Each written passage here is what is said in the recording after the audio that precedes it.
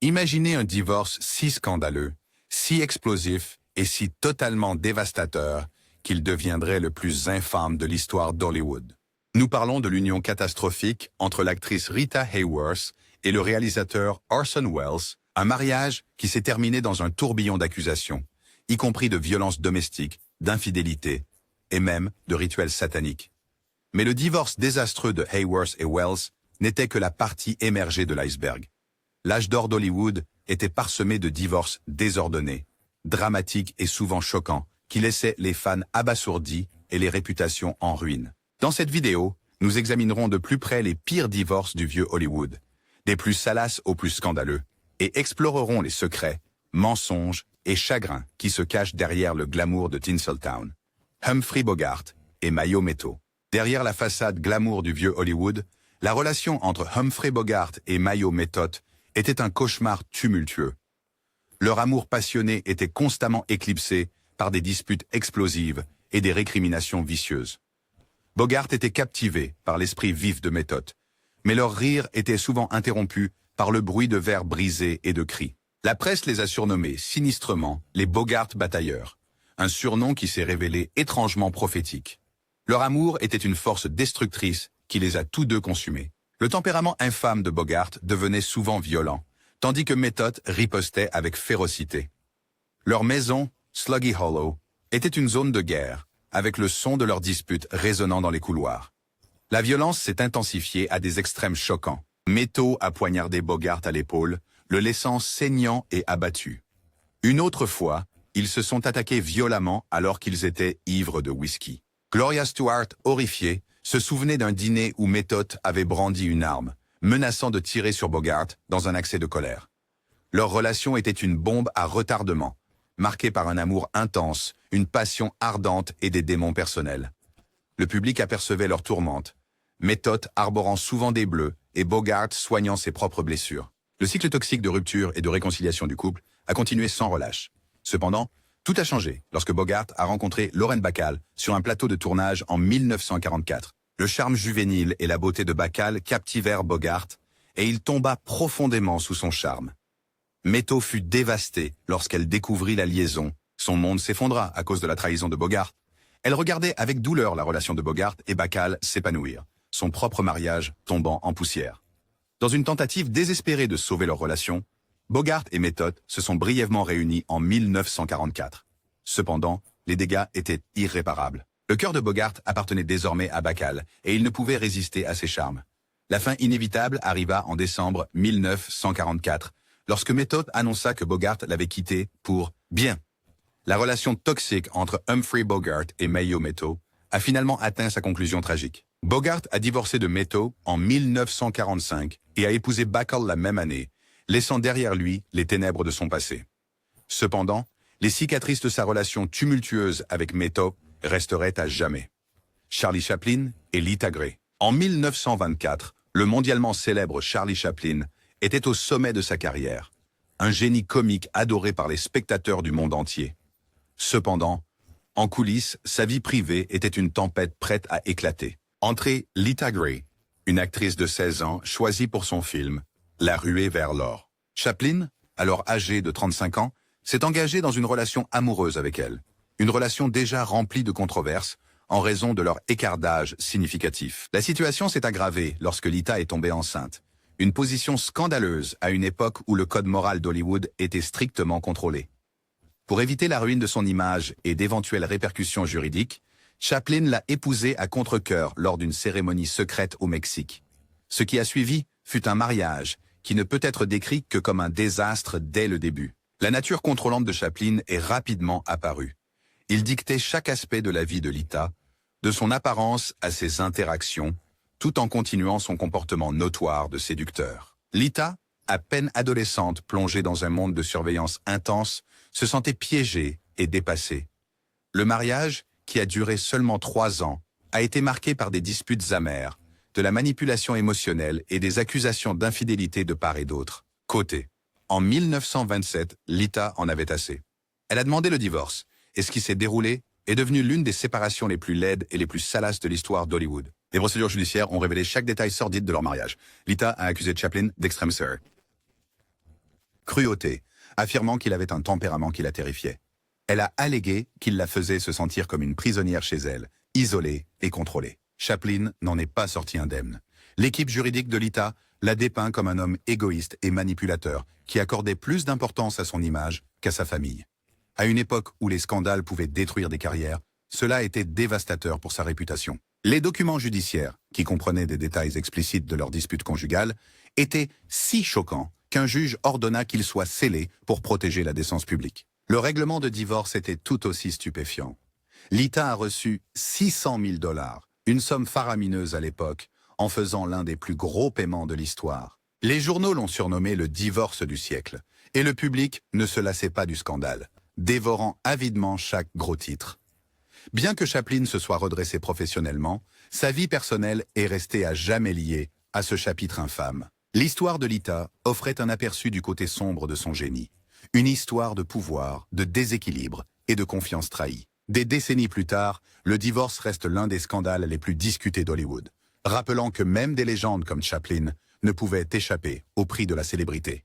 Debbie Reynolds et Eddie Fisher.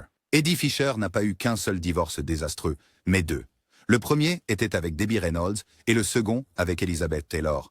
Dans les années 1950, Debbie Reynolds et Eddie Fisher étaient le couple de rêve ultime d'Hollywood. Leur mariage était célébré comme la plus douce histoire d'amour jamais racontée, avec des fans adorant leur relation apparemment parfaite. Mais en coulisses, des problèmes se préparaient, conduisant à l'un des plus grands scandales de l'époque.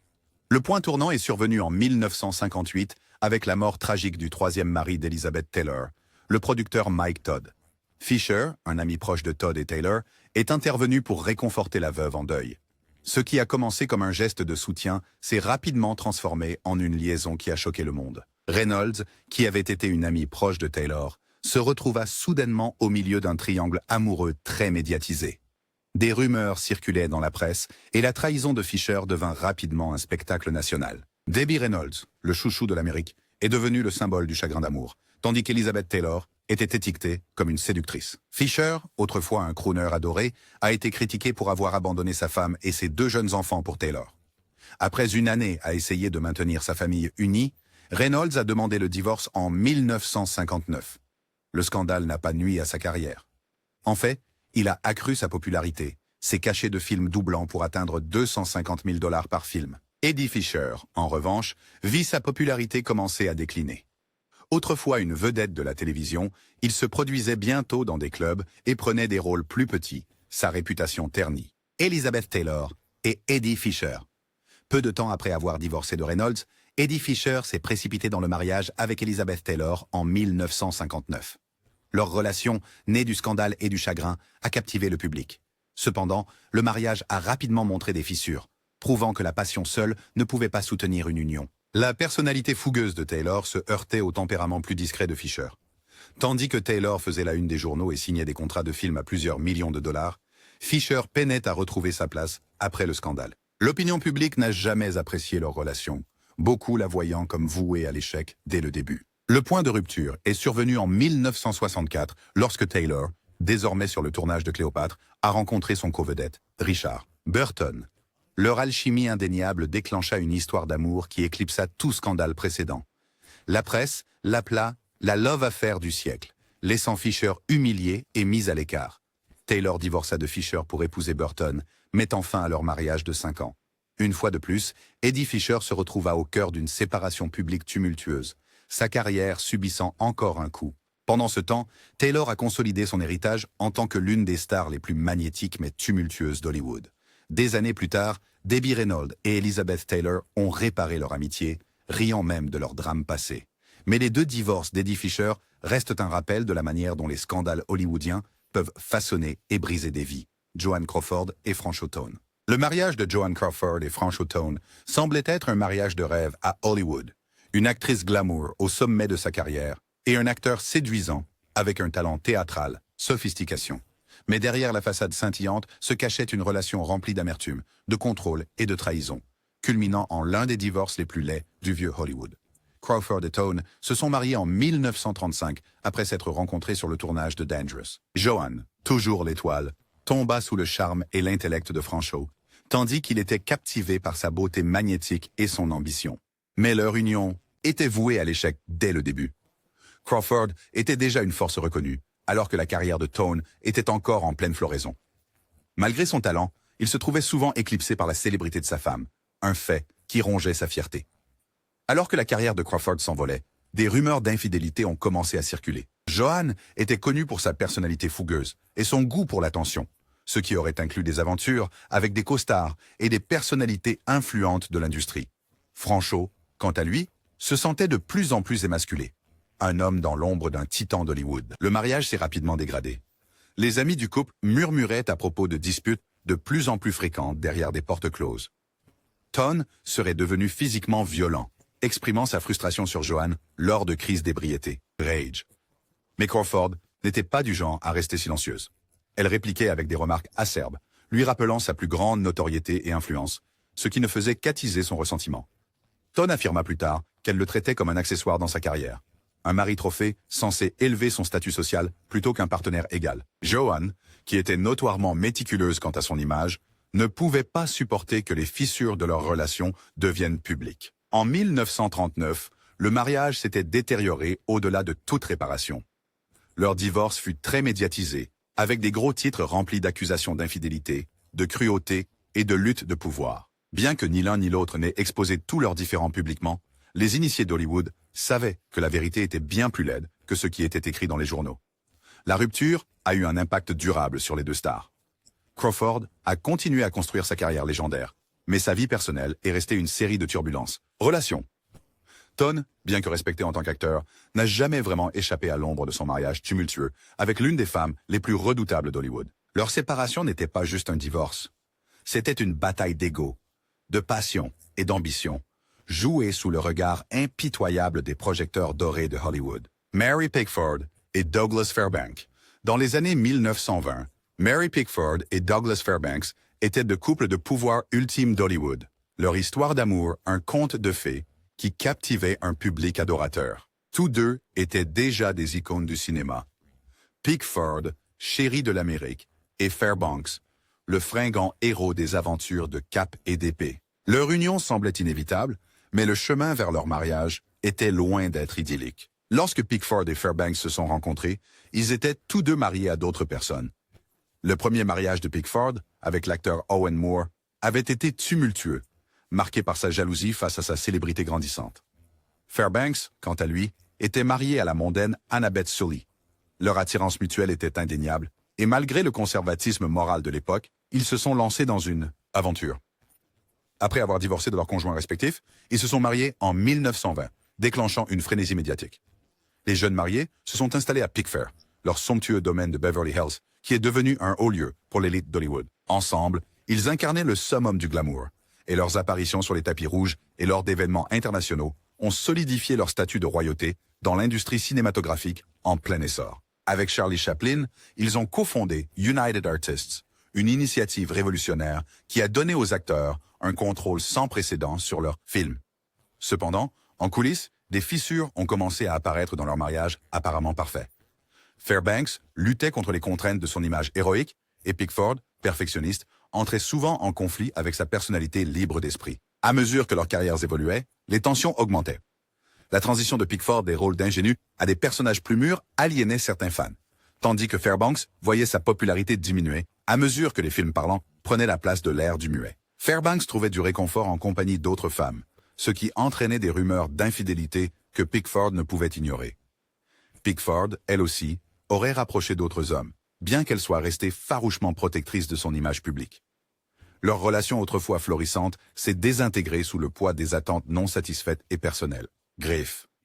En 1936, le couple en or a demandé le divorce, invoquant des différences irréconciliables. La séparation était amicale en apparence, mais elle marquait la fin d'une époque. Hollywood a pleuré la perte d'un partenariat qui avait symbolisé le summum du romantisme et du succès. Joe DiMaggio et Marilyn Monroe. En 1952, Joe DiMaggio, une légende du baseball connue pour sa carrière incroyable, a décidé de tenter sa chance en rencontrant Marilyn Monroe, qui commençait juste à faire sensation à Hollywood. Plus tard, Marilyn a écrit dans son autobiographie, My Story, qu'elle n'était pas sûre de Joe au début. Elle pensait qu'il pourrait être comme d'autres athlètes, imbu de lui-même. Mais cette rencontre s'est transformée en le début de quelque chose à la fois beau et tragique. Leur histoire d'amour Ce n'était pas facile dès le début. Marilyn était occupée à Hollywood, tandis que Joe était souvent sur la côte Est. Ils ont essayé de garder leur relation privée, mais avec deux personnes si célèbres, il n'a pas fallu longtemps pour que la presse s'en rende compte. Finalement, en janvier 1954, ils ont surpris tout le monde en s'enfuyant à l'hôtel de ville de San Francisco. C'était un mariage simple, avec Marilyn en costume marron et col de fourrure blanche, et Joe en costume simple. Comme ils avaient tous deux été mariés auparavant, ils ne pouvaient pas avoir de cérémonie religieuse formelle. Marilyn a toujours rêvé d'avoir des enfants, malgré ses difficultés dues à une douloureuse condition appelée endométriose, qui rendait cela difficile. Mais derrière leur sourire pour les caméras, des problèmes se profilaient. Joe voulait que Marilyn se concentre sur leur mariage, tandis qu'elle avait une carrière exigeante sous les projecteurs. Sa jalousie et sa possessivité entraient en conflit avec son désir d'indépendance, et les fissures commencèrent à apparaître. Les choses s'aggravèrent pendant leur lune de miel au Japon. Marilyn décida de rendre visite aux troupes américaines en Corée du Sud pour leur donner un spectacle, ce qui laissa Joe se sentir ignoré. Leurs différences sont devenues encore plus évidentes lors du tournage de 7 ans de réflexion, lorsque la fameuse scène de la jupe volante de Marilyn a suscité les acclamations des fans et des photographes. Joe n'était pas content de l'attention qu'elle recevait, et leurs disputes sont devenues publiques. En octobre 1954, après moins d'1 an de mariage, Marilyn a demandé le divorce, invoquant la cruauté mentale. Même après leur divorce, leur lien ne s'est pas complètement dissipé. Marilyn a poursuivi sa vie, épousant le dramaturge Arthur Miller en 1956. Mais ses luttes ont continué. En 1961, sa vie personnelle a connu une période difficile. Elle a subi une opération pour ses problèmes de santé et a passé des semaines dans un hôpital psychiatrique. Pendant cette période difficile, Joe est revenu dans sa vie en tant qu'ami. Il l'a aidé à traverser certains de ses jours les plus sombres, allant même jusqu'à organiser sa sortie de l'hôpital. Malgré leur lien renouvelé, ils ne se sont jamais remis ensemble sur le plan romantique. Puis, en août 1962, la tragédie a frappé lorsque Marilyn est morte à seulement 36 ans d'une overdose. Les détails entourant sa mort restent flous, avec de nombreuses questions encore sans réponse. Joe avait le cœur brisé. Il s'est chargé des arrangements funéraires et s'est assuré qu'elle avait une cérémonie privée et respectueuse au cimetière de Westwood Village Memorial Park. Ingrid Bergman et Peter Lindstrom. Ingrid Bergman, l'étoile rayonnante de Casablanca, avait construit une vie qui semblait aussi parfaite que ses rôles à l'écran. Elle était mariée à Peter Lindstrom, un neurochirurgien suédois, et ensemble, ils avaient une jeune fille, Pia. Mais derrière des portes closes, des fissures se formaient. Le mariage d'Ingrid avec Lindstrom était devenu distant, et les pressions de sa célébrité croissante ne faisaient qu'élargir l'écart. En 1949, lors d'un tournage en Italie, sa vie prit un tournant dramatique lorsqu'elle rencontra le réalisateur visionnaire Roberto Rossellini. Rossellini était tout ce que son mari n'était pas, passionné, audacieux et artistique. Leur connexion s'est rapidement transformée en une liaison qui ne pouvait pas être cachée longtemps. Le scandale a éclaté quand Bergman, encore mariée à Lindstrom, est tombée enceinte de l'enfant de Rossellini. La nouvelle de son infidélité s'est propagée comme une traînée de poudre, laissant sa réputation en lambeaux. Hollywood, autrefois son sanctuaire, est devenu hostile. Les fans qui l'avaient idolâtrée se sont retournés contre elle, et les médias l'ont vilipendée comme la parfaite adultère. Ce qui a rendu la situation encore plus désagréable, c'est l'implication du gouvernement américain.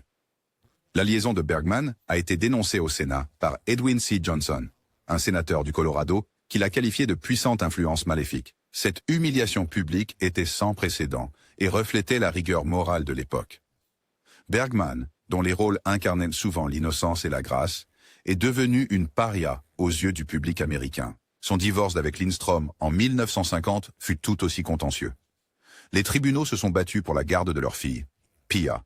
Lindstrom, accusant Bergman d'avoir abandonné sa famille pour une romance égoïste. La bataille judiciaire amère a fait les gros titres dans le monde entier, traînant le nom de Bergman dans la boue.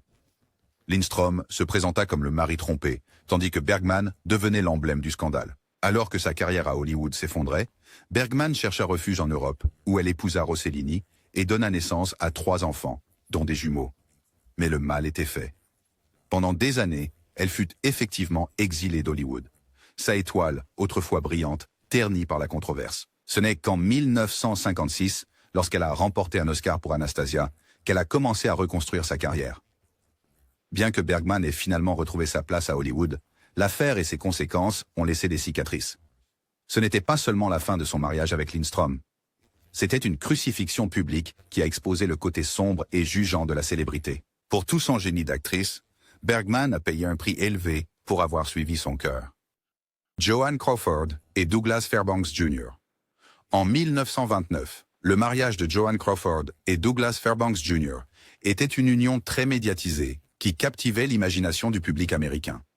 Cependant, sous la façade scintillante, leur relation était un ensemble complexe d'amour, de jalousie et, finalement, chagrin d'amour. Joan Crawford, une jeune actrice ambitieuse, était devenue célèbre grâce à ses traits marquants et sa présence captivante à l'écran. Douglas Fairbanks Jr., le fils séduisant de la star du cinéma muet Douglas Fairbanks, était un acteur talentueux et un membre de l'élite hollywoodienne. Leur romance éclair s'est terminée par un mariage de conte de fées, la presse les saluant comme le couple parfait d'Hollywood. Cependant, les pressions de la célébrité et le regard constant des médias ont commencé à peser sur leur mariage. La montée en popularité de Crawford et son succès croissant auprès de ses partenaires masculins ont suscité la jalousie de Fairbanks Jr. Les rumeurs sur les supposées infidélités de Crawford, notamment avec son partenaire Clark Gable, ont encore plus tendu leur relation. À mesure que les rumeurs s'intensifiaient, le mariage du couple devenait un sujet de vive spéculation publique. La presse a amplifié chacun de leurs mouvements, et le public ne se lassait pas de ces potins croustillants. Malgré leurs efforts pour maintenir une façade unie, la tension dans leur relation commençait à se faire sentir. En 1933, après 4 ans de mariage, Crawford et Fairbanks Jr. ont annoncé leur décision de divorce. La nouvelle a provoqué un choc à Hollywood, et la presse s'en est donnée à cœur joie. Les rumeurs de l'affaire de Crawford avec Clark Gable ont refait surface, et beaucoup croyaient que cela était la raison de l'échec de leur mariage. Malgré les circonstances acrimonieuses de leur divorce, Crawford et Fairbanks Jr., étonnamment, sont restés amis. Ils ont continué à travailler ensemble dans l'industrie du cinéma, et leur amitié a duré longtemps après la fin de leur mariage. En fin de compte, le mariage de Crawford avec Fairbanks Jr. était un récit édifiant sur le pouvoir destructeur de la célébrité et les dangers de vivre sous les projecteurs. Malgré leur façade glamour, leur relation n'a finalement pas pu résister aux pressions du regard incessant d'Hollywood. Ava Gardner et Frank Sinatra. Ava Gardner, la magnifique actrice hollywoodienne, et Frank Sinatra, le crooner charismatique, ont entamé un voyage passionné et tumultueux lorsqu'ils se sont mariés en 1951. Leur mariage était une affaire scandaleuse, Sinatra quittant sa femme, Nancy, pour la belle Gardner.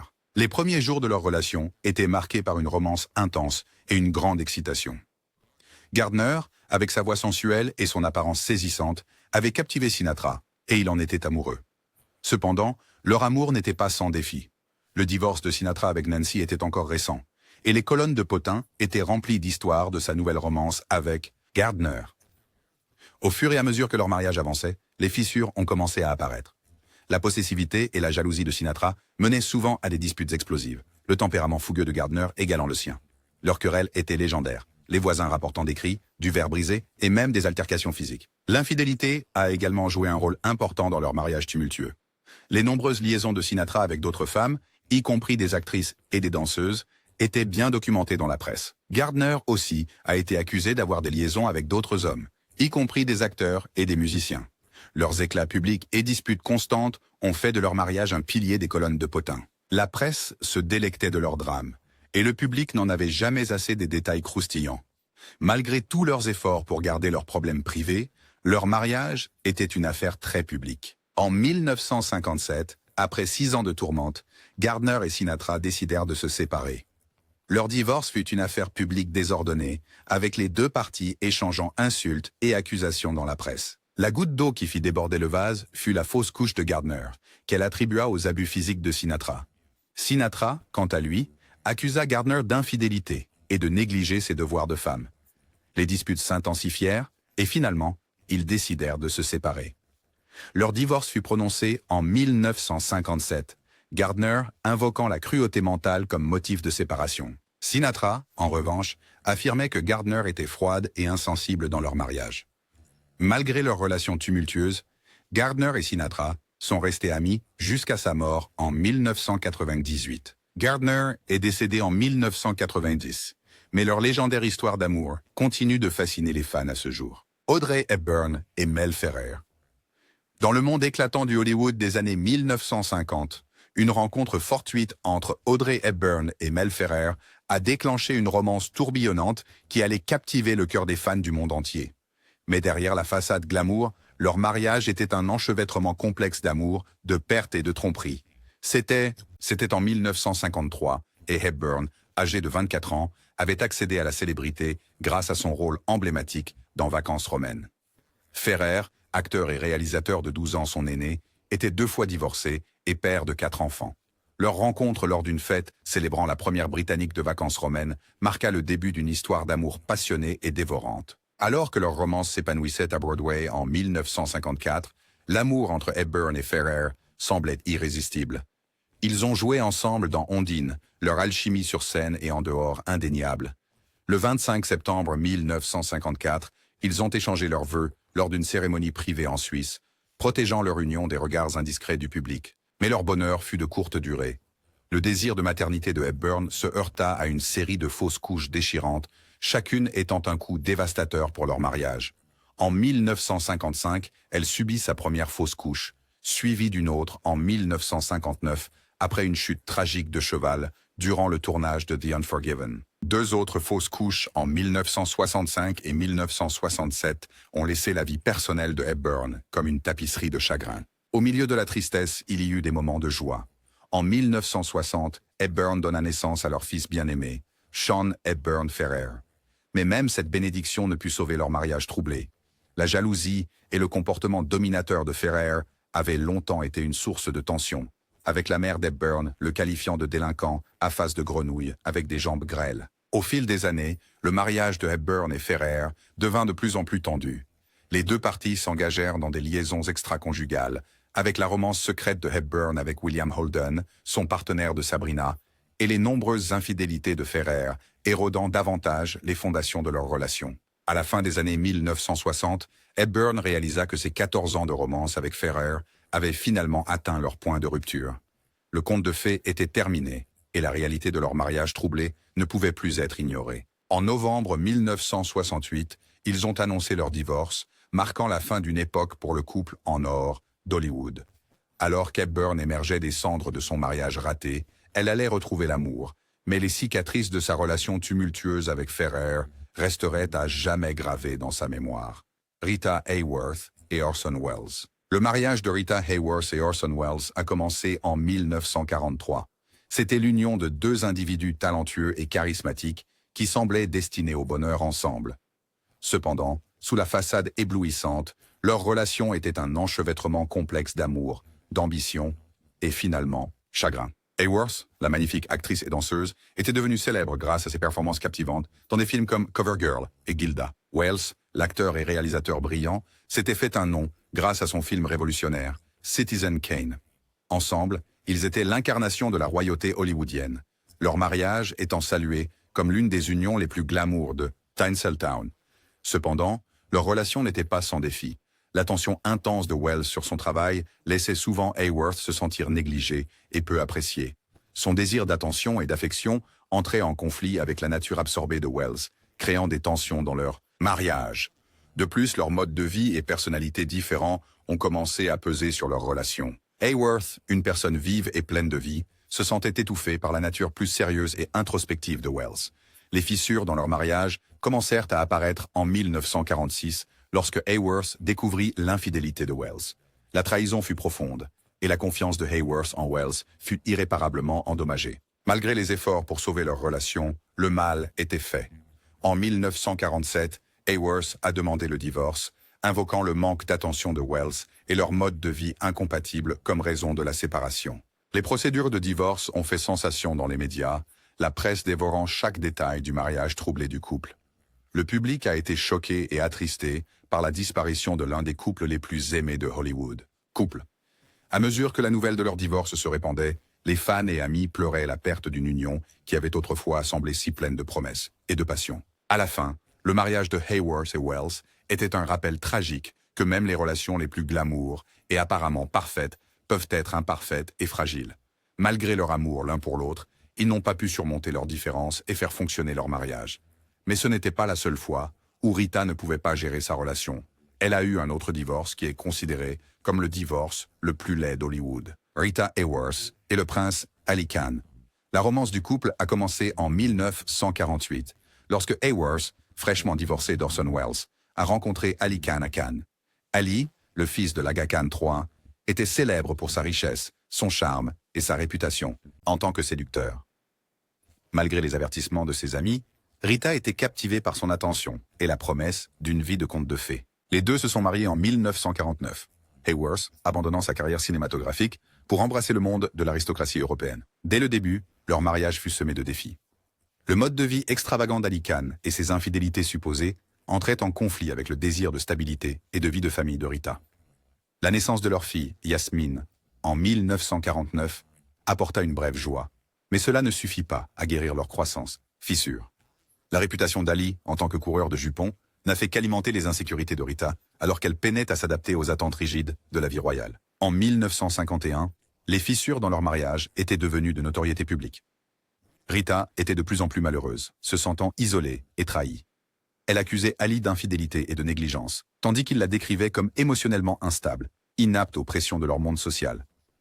Leur dispute devenait plus intense en public, aboutissant à une rupture amère en 1953. Le divorce a été un cirque médiatique, mais le vrai drame est venu lors de la bataille pour la garde de Yasmine. Rita a accusé Ali de comploter pour emmener leur fille en Europe afin de l'élever loin de sa mère.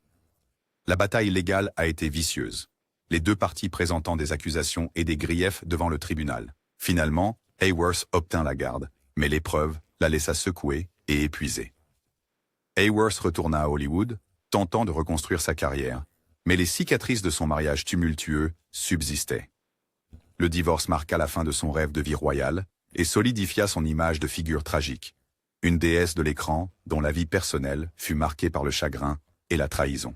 Le mariage de Rita Hayworth et du prince Ali Khan était un choc de deux mondes, le fantasme scintillant d'Hollywood et les traditions rigides de la royauté européenne. En fin de compte, aucun de ces mondes n'a pu soutenir leur amour.